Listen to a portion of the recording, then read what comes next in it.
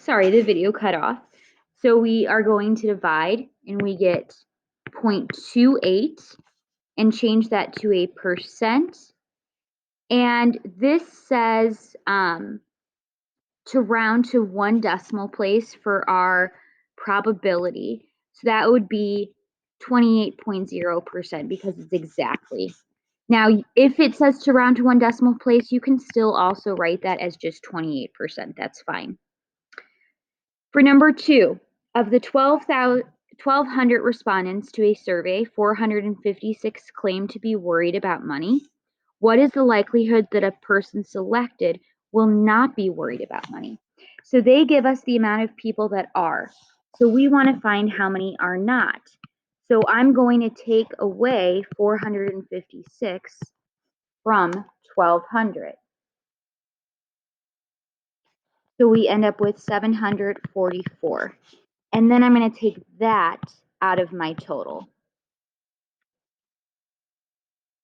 And I get 0.62. Again, this says to round to 2 decimal places. So if I changed it to a percent, it would be 62% or 62.00%. You can just leave it as 62% though. For number 3, it says if there were 4 million births in a particular country and 2,247 sets of naturally occurring triplets, what is the experimental probability of having triplets naturally? So we're going to first express our answer as a decimal, how it shows up, and we're going to round it to 6 decimal places. So you're going to take that out of 4 million.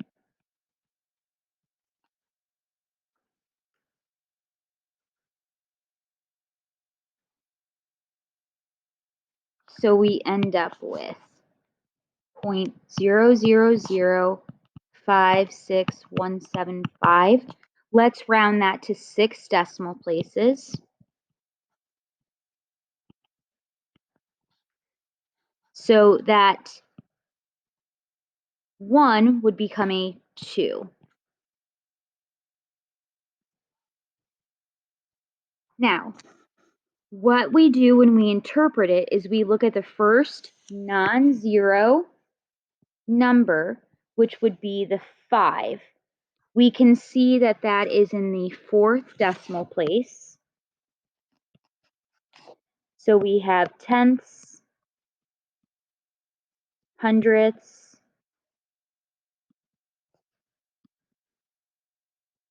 thousandths, and then we have 10,000ths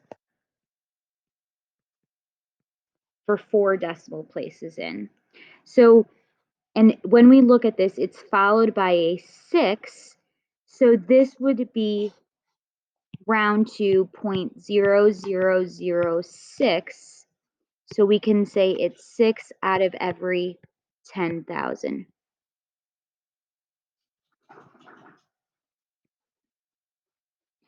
For number 4, the following table shows the number of survey respondents who completed each level of education. Change each frequency to a relative frequency. Complete the total column. So, first thing that I'm going to do is I'm going to add up all of these values in our frequency. We get 2,538.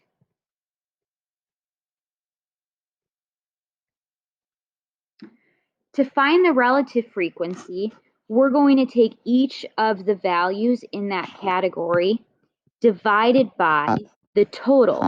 So I'm going to take that divided by 2,538. And this says to round to 1 decimal place. So we get 0.1300. So this would be about 13.0%.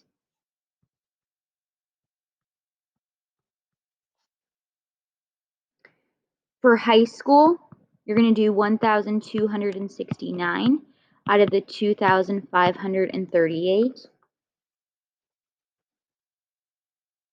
and we get exactly 0.5, so that would be 50%.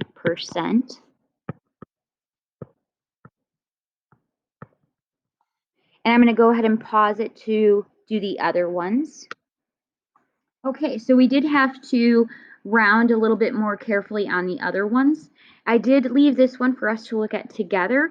Now your total category, it should make sense to you that all of these add up to all of them. So when we look at what the relative frequency should be for the total, it would just be 100%.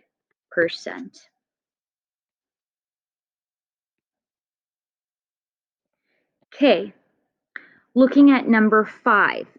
It says a home pregnancy test yields the following results.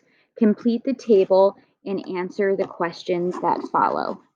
So we have those that had a positive test results that were pregnant and those that were not. That would total to 20. We have those that had a negative test results, how many were pregnant and how many were not. And then we have our totals for those that were pregnant and those that were not. So those that were pregnant, that would add up to 22. Those that were not pregnant, that would add up to 78. Either way, if you add up this row or this column, you have 100. So for this one, it first asks us, what is the false positive rate for the test? And that means that it was a positive test result, but not pregnant.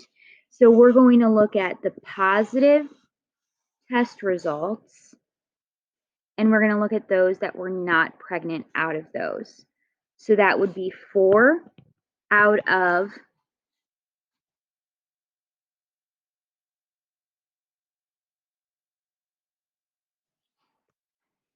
and actually I'm going to change the wording on this.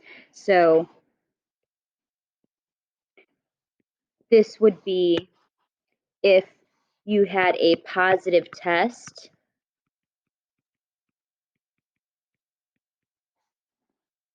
but you were not pregnant. So it's out of those who are not pregnant but ended up with a positive test result. So that's going to be 4 out of the 78. When we divide that, we get 0.051, and let's round to the nearest whole percent. So that would be about 5%. So then for a false negative, you want to think of that as actually a negative test if pregnant. So if you're pregnant, you would expect a positive test result. So we're looking at those that are pregnant but ended up getting a false negative. So, and that would be 6 out of the 22. So we get 0.272, so that would be closest to 27%. So the accuracy rate of a test is the percent of cases that are correctly identified. What is the accuracy rate for the test?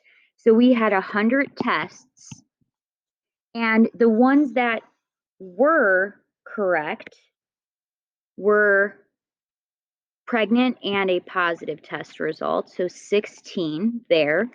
And also, if they were not pregnant and they got a negative test result, those were also positive test results.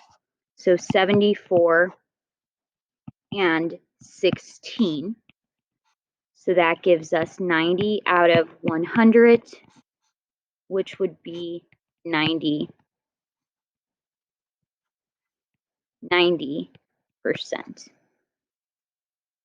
Okay, we're going to skip number 6 and go straight to number 7. So this one looks back at a previous section that we've looked at. It says you work 40 hours per week and spend 5 hours per week commuting to and from work. Your friend works 56 hours per week and spends 7 hours per week commuting to and from work. Do you each have the same ratio to commute time to work hours per week. Are these two quantities in proportion? So we want to compare commute time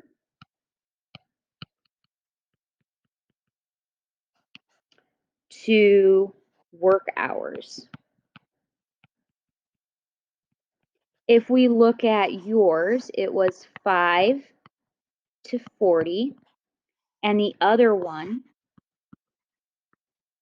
we want to see, is it the same if we have 7 to 56?